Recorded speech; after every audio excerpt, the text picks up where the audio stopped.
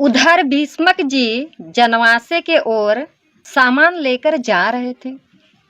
रुक्मिणी जी के पिताश्री किसी ने खबर कर दी भीष्मक जी को, अरे महाराज मालूम है अपने नगर के बाहर द्वारकाधीश खड़े हैं। तो भीष्मक जी कहें, अरे पहले तो हम उन्हीं का स्वागत करते हैं, द्वारकाधीश का, पहले उन्हीं से मिलेंगे, बाकी का सब काम बाद में होगा। भीष्मक जी कहने लगे, पहले हम जाते हैं, पहले हम द्वारका मिल लेते हैं। अब भीष्मक जी का अचानक रास्ते में ही कार्यक्रम बदल गया, अपने मन को बदल लिया। जो कर्म करने जा रहे थे जनवासे के ओर, चल दिए द्वारकाधीश को स्वागत करने के लिए। द्वारकाधीश को जब भीष्मक जी देखें, दौड़ते दौड़ते चले गए, आओ आओ सरकार आपका स्वागत है।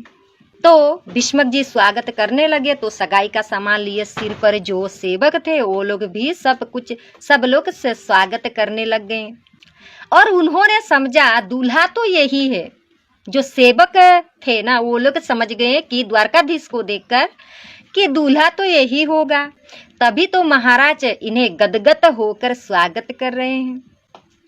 उनका सेवक कहने लगे भीष्मक जी के, सो सगाई के एक एक जो सामान था वो सब द्वारकाधीश जो हमारे कन्हैया जी हैं कृष्ण भगवान, उनके चरणों में चढ़ाना प्रारंभ कर दिया। सेवक ने सगाई तो चढ़नी थी शिशुपाल की, परंतु चढ़ गया यहाँ पर द्वारकाधीश की।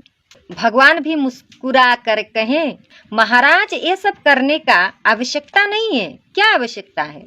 अब भीष्मक जी को लगा कि गड़बड़ तो हो गई, हाथ जोड़कर बोले, सरकार मैंने तो जैसे ही सुना कि आप पधारे हो, बस मेरी खुशी का परावर नहीं हो रहा है।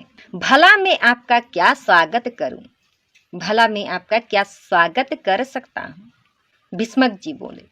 तो भीष्मक जी कहने लगे, आइए आइए पहले मेरे घर चलिए, मेरे घर पधारिए। भगवान जी को, कान्हा जी को कहने लगे, हमारे गोपाल को। भीष्मक जी रुक्मिणी जी के पिता, आज ही बेटी का विवाह है, कैसे शुभ घड़ी में आप आए हैं। तो भगवान बोले, भगवान गोपाल कन्हैया जी कहने लगे, आज मैं बहुत जल्दी में हूँ, फिर भी तुम्हारा प्रेम देखकर मना भी नहीं कर पाता। भगवान उनका प्रेम देखकर मना भी नहीं कर पा रहे हैं, परंतु भगवान को जाना है उस मंदिर में। जैसे जैसे रुक्मिणी जी उस चिट्ठी में लिखी, बस ऐसे ही उन्हें जाना है, ठीक उसी समय उस मंदिर में जाना है, परंतु बहुत जल्दी में ही इधर उनका प्रेम देखकर भीष्मक जी का वो मना भी नहीं कर पा रहे हैं गोपाल जी। तो भगवान मन ही मन सोचकर कहने लगे, तो चलो चलते हैं। हाथ पकड़कर कान्हा जी का भीष्मक जी अपने रथ में बैठाकर भीष्मक जी गदगद होकर अपने नगर में ले आए। बहुत खुशी से गदगद होकर अपने रथ में बैठाकर कान्हा जी को ले आए अपने नगरी में। अब नगर में तो पहले से ही हल्ला था कि दूल्हा आने वाला है, बारात आने वाला है, पहले से ही मचा था बारात आएगी, बारात आएगा। भीष्मक महाराज के रथ में जब द्वारकाधीश कान्हा जी को देखा, नगरवासियों ने द्वारकाधीश को दर्शन किया, गदगद हो गए। ओहो, रुक्मिणी की भाग्य खुल गया है, इतना सुंदर दूल्हा, रुक्मिणी की भाग्य खुल गई है। ऐसे दूल्हा सबको मिलना बहुत मुश्किल है, कितना सुंदर दूल्हा है। कोई कहता है कितना सुंदर दूल्हा है, कोई कहता है कितना नयन इतना सुंदर है, उनका शरीर देखिए बहुत सुंदर है। कोई कह रहा है इतना सुंदर दूल्हा कभी नगर में, इस नगर में कभी भी नहीं आया, पहली बार ऐसा दूल्हा देख रही हूँ। सब मिलकर गदगद हो गयो, आज तक ऐसा दूल्हा कभू न आयो। जो देखे गोपाल जी को, कान्हा जी को, हमारे जो श्रीमन नारायण जी है कृष्ण भगवान, उन्हें जो देखे वही गदगद हो गए। अब भीष्मक जी सुन सुन कर परेशान हो गए, बड़ा गड़बड़ हो रहा है। वो मन ही मन सोच रहे हैं बहुत गड़बड़ हो रहा है, करे तो करे क्या, सोचने लगे। सोच कुछ और रहे थे और कुछ और हो रहा है। अब किस किस का मुंह बंद करूं, किसका किसका मुंह बंद करेंगे, यही भीष्मक जी सोचने लग गए। किसे किसे हम समझाएं, किसको कहें कि ये दूल्हा नहीं है, ये द्वारकाधीश हैं। तो जो रुक्मिणी जी के पिताश्री हैं भीष्मक जी, उन्होंने एक सेवक को बुलाकर कहा कि इन्हें समझाओ, ये द्वारकाधीश हैं, ये दूल्हा नहीं है, ये लोग क्या बकवास कर रहे हैं। लोगों को भी भ्रम हो गया है। सेवक ने देवियों को समझाया, ये दूल्हा नहीं है, ये हमारा मेहमान है, मेहमान द्वारकाधीश कृष्ण है, दूल्हा सरकार नहीं है। सेवक ने कहने लगा उन महिलाओं को, उन देवियों को समझाने लगा वो सेवक। तो सब बिचारी जितने भी थी वो सब उदास हो गई। एक बोली, हे भगवान, हम तो सोच रही थी कि कुंडपुर के भाग्य खुल गए हैं, जो इतना सुंदर दूल्हा मिला है, पर भगवान जाने रुक्मिणी के भाग्य में कौन सो दूल्हा है। एक देविया कहने लगी कि भगवान जाने अब रुक्मिणी जी के भाग्य में कौन दूल्हा है, या ते सुंदर कोई हो ना सके, इनके जैसे द्वारकाधीश कृष्ण जैसा कोई दूल्हा हो ही नहीं सकता है रुक्मिणी जी के लिए।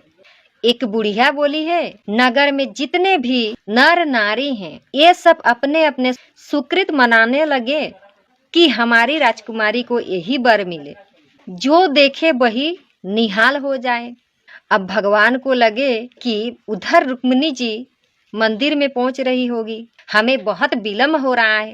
कान्हा जी कहने लगे, तो द्वारकाधीश कृष्ण भगवान कहने लगे, नगर में घूमते घूमते बोले, बस महाराज आप हमारी हाजिरी इतनी ही स्वीकार करो, हम जल्दी में हैं, आज्ञा चाहिए, आज्ञा चाहेंगे। अरे महाराज, शादी में पूर्णता सम्मिलित होकर जाते तो बड़ी खुशी होती। भीष्मक जी कहने लगे, भगवान कहने लगे, देखिए महाराज, आपने तो कोई हमें चिट्ठियां ना भेजे, मैं ही आपसे अचानक निकल रहे थे तो देवी माँ का दर्शन किया, साथ साथ में आप सबका भी दर्शन हो गया, अतः आप हमारी इतना ही हाजिरी स्वीकार कर लो, क्योंकि मैं विलम्ब से घर पहुंचा तो मेरे बड़े भैया नाराज हो जाएंगे। कान्हा जी के बड़े भैया बलराम जी, दाऊ जी। तो भीष्मक जी मन ही मन सोच रहे हैं, ज्यादा रोक टोक क्या, ज्यादा रोकेंगे तो अनर्थ हो जाएगा, ठीक भी नहीं है ज्यादा रोकना। मेरा बेटा बहुत नालायक है, उनका बेटा बहुत नालायक है, ना जाने क्या कह देंगे और दिल दुख जाएगा द्वारकाधीश का, ना जाने कैसा उत्पटंग व्यवहार कर दे तो बात बिगड़ जाएगी। इसलिए अच्छा ये है कि इन्हें राजी राजी विदा कर देना ही चाहिए। भीष्मक जी अपने मन ही मन कहने लगे, सोचने लगे। भीष्मक जी ने कहा, बस महाराज ऐसे ही कृपा दृष्टि आपकी बने रहे,